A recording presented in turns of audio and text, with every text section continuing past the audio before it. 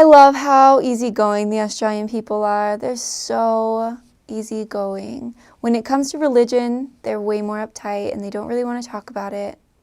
But when it comes to just general life, they'll talk to you. And they're just so easygoing and so, like fun to talk to. They've always got a funny one-liner to say.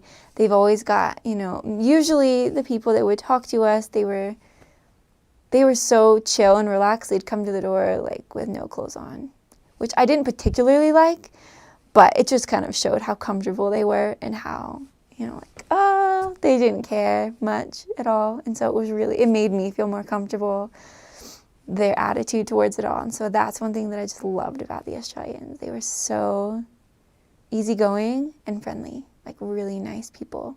Other than religion, not all the time with religion. But in general, they were really like nice and friendly and open and easy to talk to. So that's what I loved about them. One thing that I wish the American did was the school system.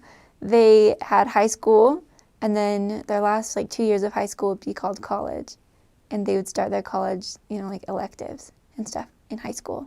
And their generals in high school. It's kind of an early time to choose what you want to do for college, but they don't have to do generals in college because they do it in high school, which is college. But I love that. That was so cool. One example of the way that the Australians are, though, with their hospitality and cool, I had a lady in my ward. She's incredible, such a great lady. And she just called us up one day and said, "Hey, sister, do you want to come to the beach with me out to the coast? We're going to go visit some members." I said, "Okay." And so what we did is we drove out there, 2.5 hours out there, and she took us out to get fish and chips. And we just chatted the whole time, and then we went over to her friend's house, to a member's house, and we just taught them. And then she drove us all the way home. And it was just because she wanted to. They're just so easygoing and friendly. And it was just in the middle of the day, randomly. She was just like, "Hey, you want to go?" "Okay, yeah, let's go." And the lady called her that day. She's like, "Yeah, come over. It's all good. It's fine. No worries." I loved it. It was really cool. So it's a very, you have left and right wing here, and overall it's much more to the left over in Australia. And I don't know if you would say socialist or whatever, but the government is a lot more involved. And for example, we had the American Healthcare Act passed, but there it's kind of just been ingrained in their culture that if you're an Australian citizen, then you get free healthcare. And so I had Australian companions that would just go up and they had their card, and they just give it to the doctor and not pay anything for a medical visit. And that has pros and cons, and you have longer waits sometimes to have surgery and all this. You have all this debate, and whether or not it's good for here, I don't know. But I had never really met an Australian that was unhappy with how healthcare was. They all loved it and would talk it up. I'd just say as a whole, Australians are a lot more laid back than people are in the U.S. They're not in overall as big of a hurry. They're just laid back, but they're also, I would say, and this is going to sound negative when I say it, but I don't mean to be. They're a lot more almost rude. For example, when you walk into a store here, most of the time you're greeted and asked if there's anything you can do for help, or anything they can do to help you. And there, it's not like that at all. You walk into a store, and if you need help, then you go find somebody to help you, and they'll help you. But it's not like they're at the front door waiting for you to come in. People when you go knock on their door, it seems rude at first that they'll just tell you to go away.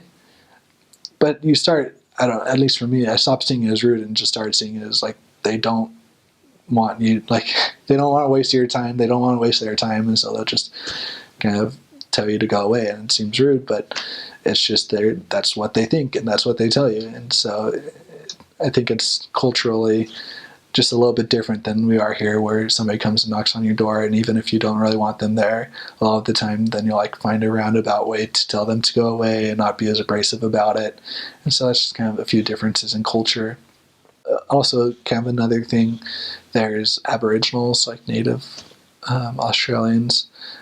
There's a big push to try, and a lot of them are in kind of slums, and they drink a lot, and there's a pretty big push in the government to try and get them back incorporated into society. So that's kind of an issue that they're trying to deal with over there. I feel like even a little bit more than we are with Native Americans here, even though it's some of the same issues that are common to both groups of people.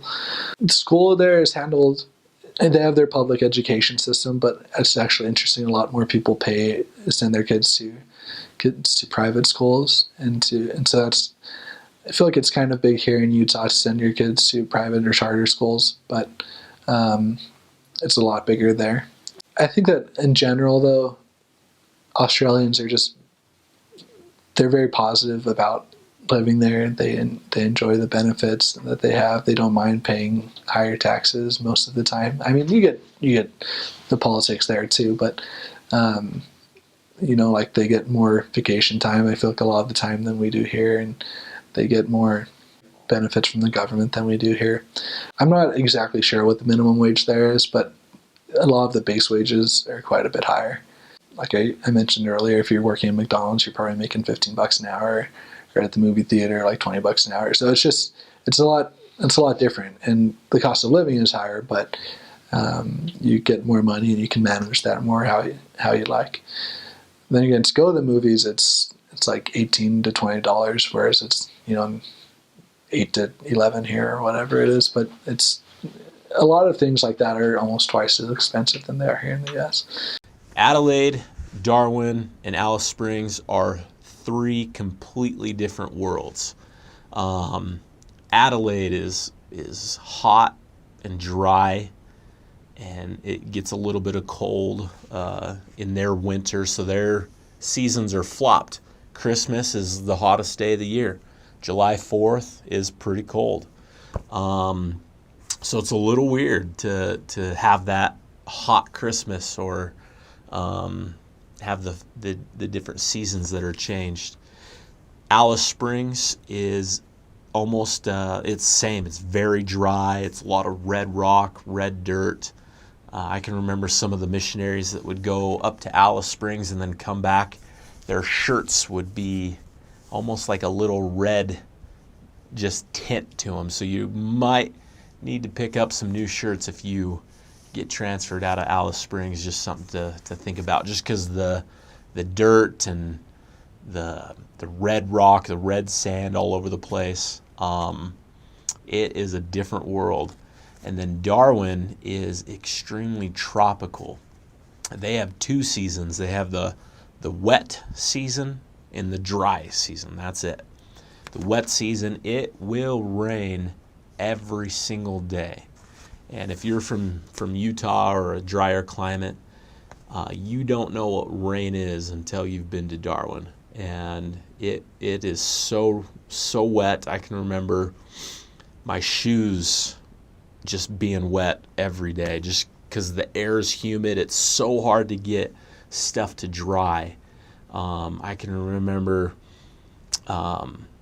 me and my companion were on our bikes, and this was my first day in Darwin.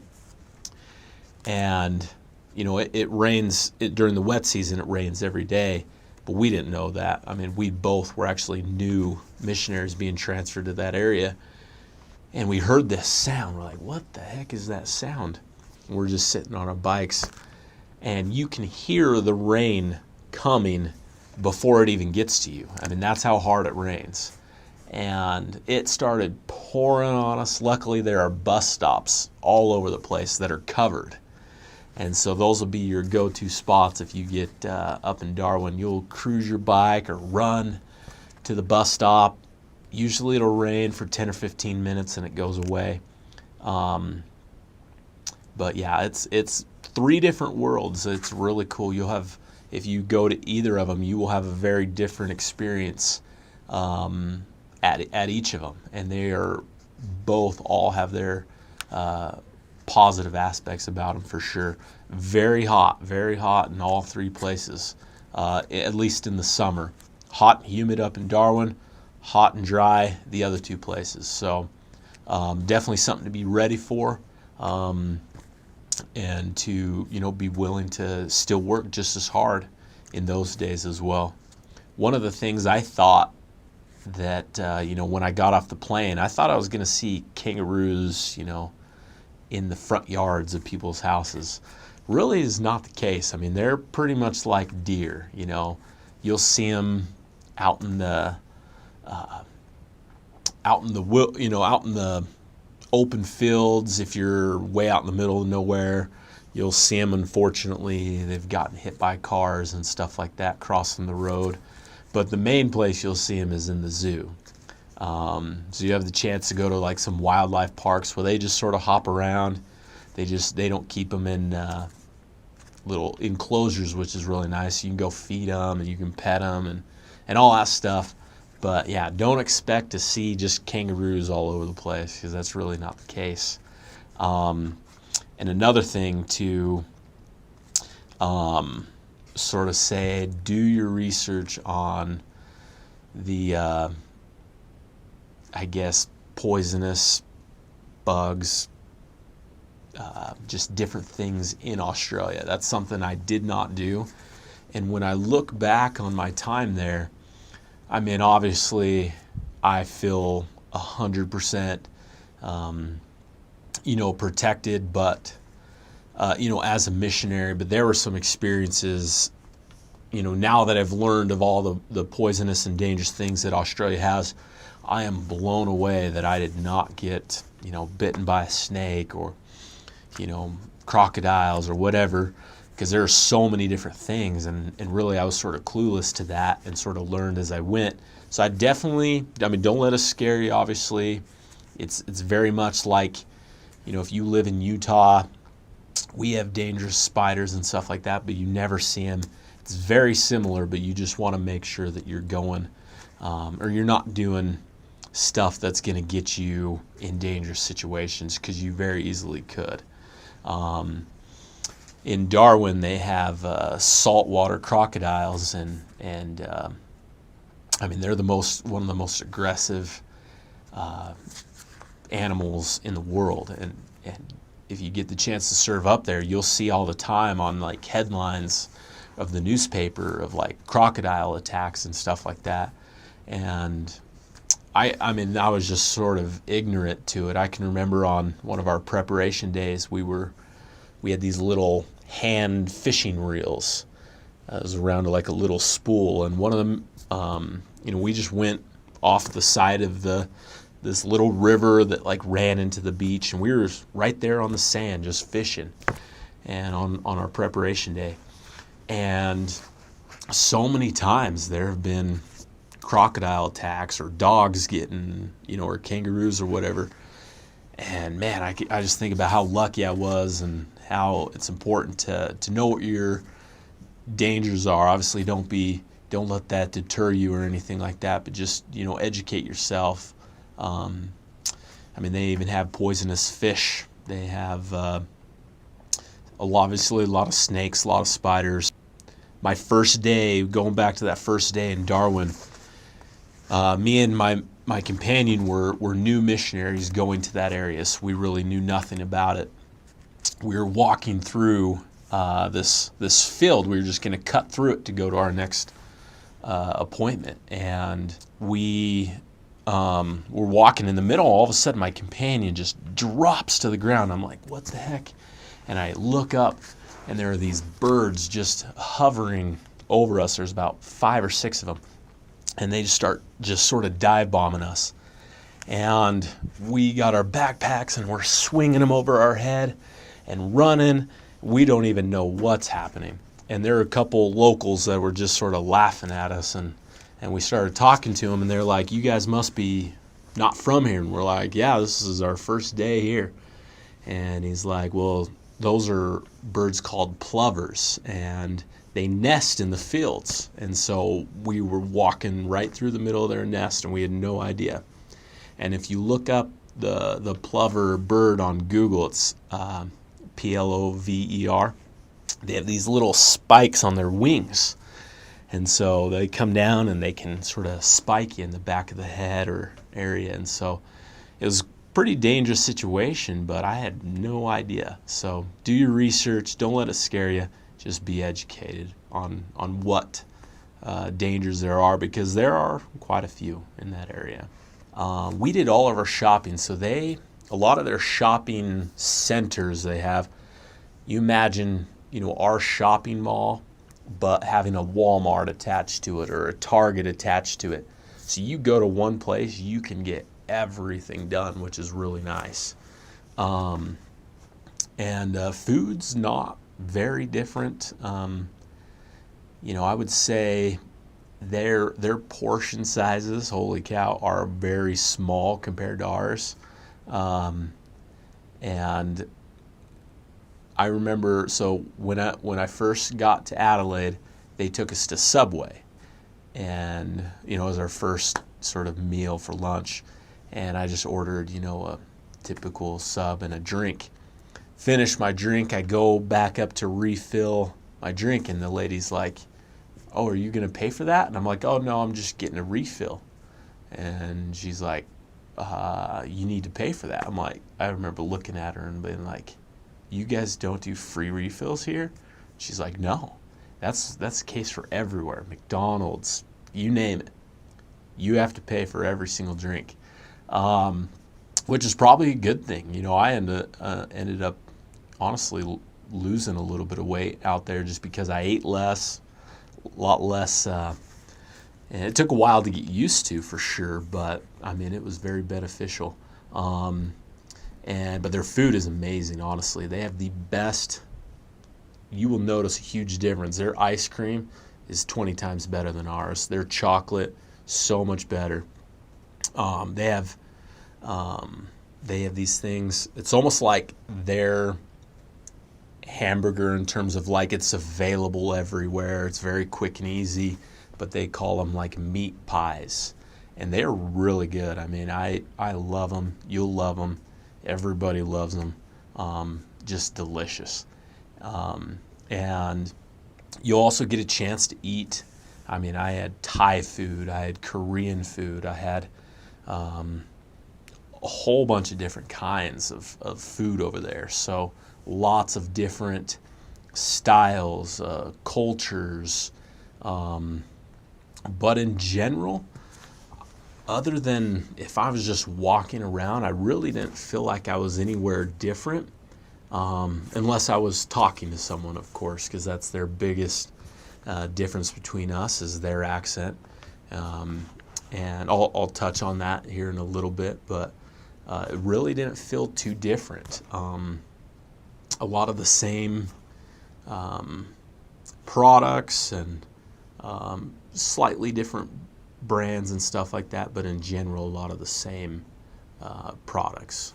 There's a ton of stuff to do on preparation days. Holy cow, from going to wildlife parks to see the kangaroos, the koala bears, all the crazy animals that they have over there, to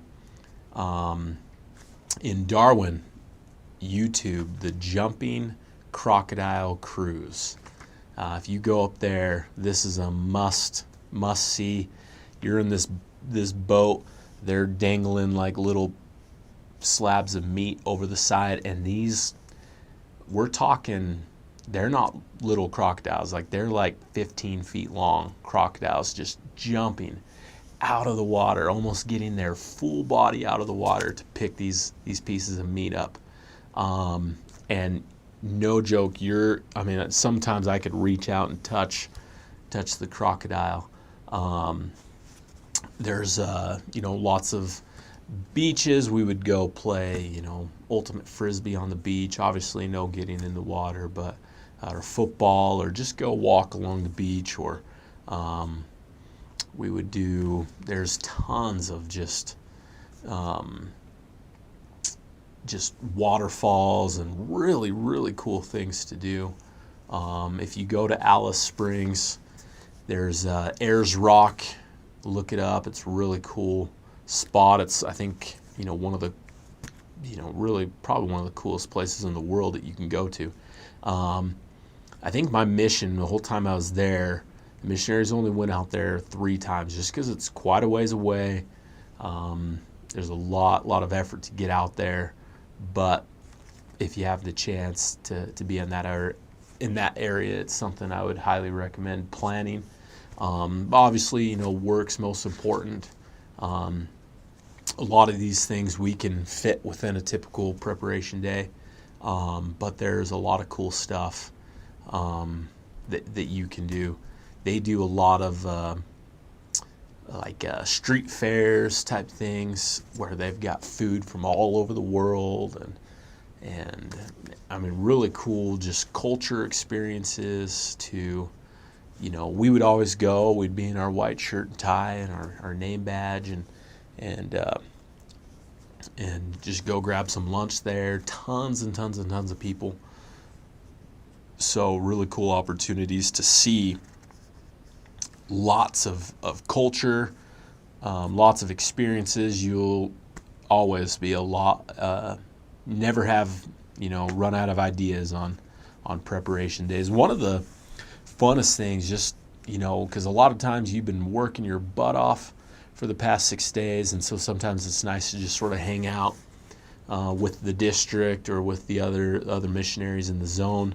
And they have these barbecue pits all over the place, parks, beaches, and you just go, you hit a button, it turns on, and you probably heard a lot about shrimp, sausages, hot dogs, that's their thing. And honestly, not one time did I ever have shrimp on the Barbie. So over there, so I don't know where that came from, but we did have a lot. We did barbecue a ton on our preparation day. We'd go to the beach as a zone, and just everyone would pitch in, get a little bit of food, cook some food on the barbecue, and just toss the football around or just hang out and chat for a little bit. That just in terms of nice and relaxing, and we did that quite often, and it was fun. It's just something fun to look forward to. They play, I don't know, every mission president's a little bit different, but we did a lot of touch rugby. Holy cow, that's a fun sport. The members love it. They play it all over. Rugby's just so popular there. Cricket, Aussie rules football. So we'd do that too. We'd play that. Cricket, not so much. It's just like a very slow, like baseball. So if baseball's already too slow for you, and cricket's going to be tough. But the other sports, Aussie rules and rugby, they're fun. Holy cow, they're a good time, and they're pretty passionate about their sports over there. So you'll get the opportunity to play that a little bit, learn a little bit about sports. Never went to any sporting events. It's really something we didn't do, but you'll hear about it and you'll learn about it because they're pretty passionate sports fans.